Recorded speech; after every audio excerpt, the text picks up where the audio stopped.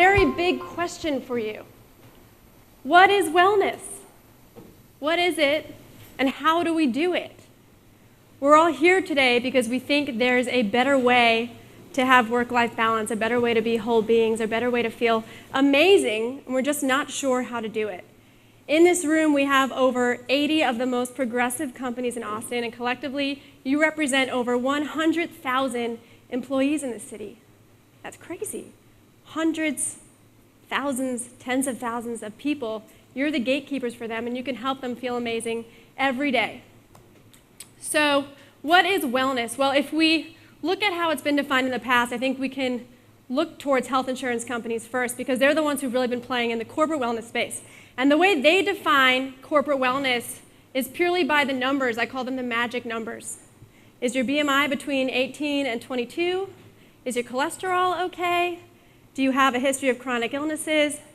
If you check out great on all those things, congratulations, you're well. It's that easy. You've got the numbers.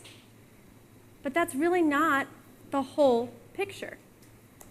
Because think about this, if you wake up on a Tuesday morning or a Saturday morning, and this has happened to everybody, you know when you wake up and you're like, wow, I'm gonna have a great day today. I just feel it in my bones. I just know I'm gonna kick today's butt. You don't stop and say, wait, hold on. What's my resting heart rate? Okay, yes, I can have a good day. That's not what happens. There's something here, and there's something here that you have to unlock to feel whole and to feel amazing. And so what I'm proposing to you is not that we have to redefine wellness, but we have to broaden the definition to take this and this into account, because that's the way we truly unlock well-being in all of us, and that's the way we'll elevate each of our organizations. Now, I wasn't always in wellness. I actually spent the first 8 years of my career in advertising. I had a dream of being one of those really badass, like Madison Avenue ad executives. You know the movie What a Girl Wants with Mel Gibson? They're working on the Nike account. I was like, that's me. It's totally me. So all throughout college, I interned at marketing agencies, and lo and behold, I landed at one of the most prestigious global agencies in New York City, working on one of the top 3 credit card accounts in the world. And at the time, going back to wellness, what I knew from the external sources of what wellness was, what it meant to be a great person, was have a great career and be as thin as possible, right? And that's it. Those are the 2 magic ingredients. So I had a great career, and I was thin. So boom, I was well. I had the numbers, I had the lifestyle, but that wasn't right. Within the first 6 months of the beginning of my advertising career, I was put on 3 different initiatives under 3 different managers, and my workload was through the roof. And their workloads were through the roof, so none of them could talk to each other to figure out what was going on in my life.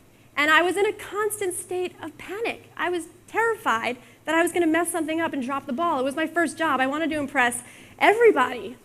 And I remember being in a status meeting with they were all wonderful managers. One of them's name was Rochelle. And we started going over my to-do list, and I started crying. You know when that feeling kind of rises up in your throat and you're like, oh, it's happening, it's gonna happen, keep it together. So I ran out of the office and I called my mom, and I was walking around the block, Park Avenue South between 25th and 26th, hyperventilating, and I was like, Mom, calm me down, I don't know how to stop crying. Now looking back on it, I know I was having an anxiety attack. Really didn't feel very good. And believe it or not, I stayed at that job for 2 years and continued on this downward spiral, just getting sadder and sadder, and eventually I was depressed. So did you know, according to, it's actually a 2012 US, I think Census Bureau study, that Americans spend over 50% of their waking lives at work. Over half of our lives are spent at work. And I was miserable at work, which means half of my life totally sucked. Who wants that life? I didn't want that life. I was depressed, and when I look back at it now, I know that what I was experiencing was actually a catastrophic event. And when you picture a catastrophic event, what it looks like is, you know the famous hockey stick startup curve, exponential growth that every company wants, just like Facebook? Take that graph and flip it upside down. Sad, a little more sad, I'm crying in meetings, I can't breathe, boom, rock bottom, depressed, couldn't even crack a smile for a very long time. If you want to relate that back to what we typically think of in corporate wellness, you could think of heart attack indicators, or even like throwing your back out. My back hurts, kind of hurts to sit. Should I cross my left leg, my right leg? It hurts when I stand up too. Boom, your disc is out of alignment. You're laid up from work. You have huge medical bills. Your family has to stay home to take care of you, and you're in pain. You're hurting.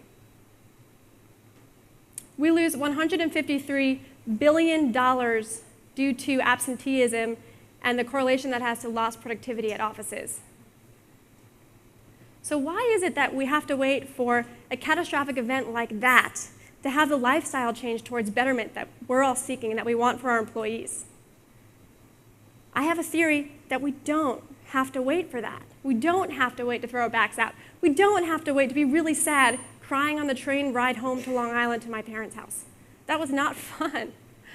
So here's the idea. If in physics there is a law that every action has an equal and opposite reaction, then we should be able to take that catastrophic event curve and flip it upside down and live on an exponentially up curve where we feel amazing every day. Now, I know life has its ups and downs, and you're probably thinking that, but just like the Earth spins on its axis, it's on a greater revolution with all the other planets. So with your ups and downs, do you want to be going up and down but going down? Or do you want your ups and downs going up? You want them going up. And what happens to get there is that you have to make the better choice every time you have an opportunity to make a choice. And that's actually very hard, because according to Time magazine, we make over 1,000 choices a day. You probably already made 200 and you didn't even realize it. That's a lot of choices.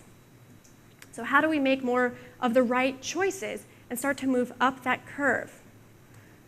According to a doctor named Dr. Katz, who is the director of the Medical Research Institute at Princeton University, there are 3 things a person needs to have to be able to start getting on a path towards betterment. 3 things. So the first thing is you have to know that there is a better way of doing things. You have to be aware of it. If you don't know, you simply can't do it. Just like wellness. If we don't understand what it is, we can't solve it because you can't define it. So how can you solve it? So you have to know that there is a path forward, that one exists, and how to do it. The next thing you need is the desire to do it. So if there's a way to feel amazing every day, do you want that? You have to want it. I think most of us want it. Raise your hand if you want that. Yeah, who doesn't want to feel amazing? And then the last thing you need is access. Access to those choices that get us onto the path that I'm calling the exponential up path.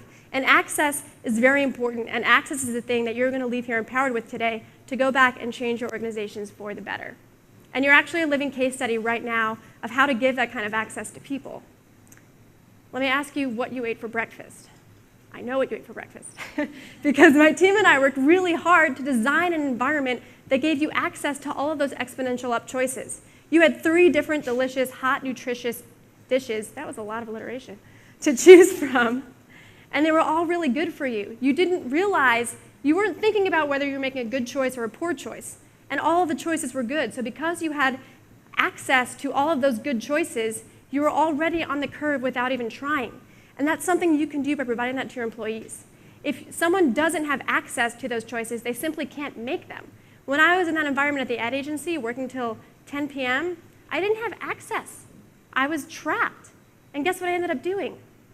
I quit my job. Why would I stay in an environment like that where I was miserable over 50% of the time in my life?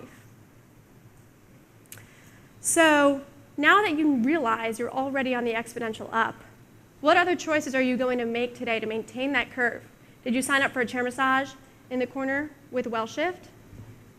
Are you going to listen to Vicki Parsons, director of the Butler Community School at Ballet Austin, talk about how we can integrate movement into work and go back and try it at your office?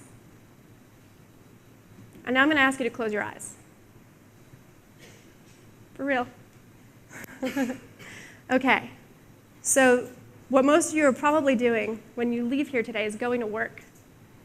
And now I want you to think about how you can create an environment of exponential up at your office. Because you sitting here today are the gatekeepers for those hundreds of people back there who want access to that environment. So I want you to picture it. Picture someone you work with every single day in that environment with you. Are you guys smiling together? Is it sunny? What does it smell like? Is there grilled chicken being catered in for lunch? Do you see it? Now open your eyes. According to Andres Traslavina, who is the global head of recruiting for Whole Foods, who you will be hearing from later today, every leader needs 2 key characteristics to be able to lead. The first is a vision. And guess what? You all have a vision because you just envisioned what corporate wellness will look like at your organization if you leave here today and take action. The second thing a great leader needs is the ability to inspire people. And today we've brought together some of the most impressive and progressive thought leaders in corporate wellness to teach you how to talk to your teams about building an environment of greater access to decisions that provide betterment for whole being. So welcome to Well. I hope you enjoy the day today. And I would like to introduce our first speaker. Rip Esselstyn is the author of The Engine 2 Diet, and he has transformed the way the Austin Fire Department eats and therefore lives and feels, and I believe they're all exponentially up, through a plant-based diet. And he's going to tell you about this case study of how he took the idea of whole being and implemented it at an organization of people that you wouldn't really think want to eat salad for lunch. So it's quite a challenge. Thank you.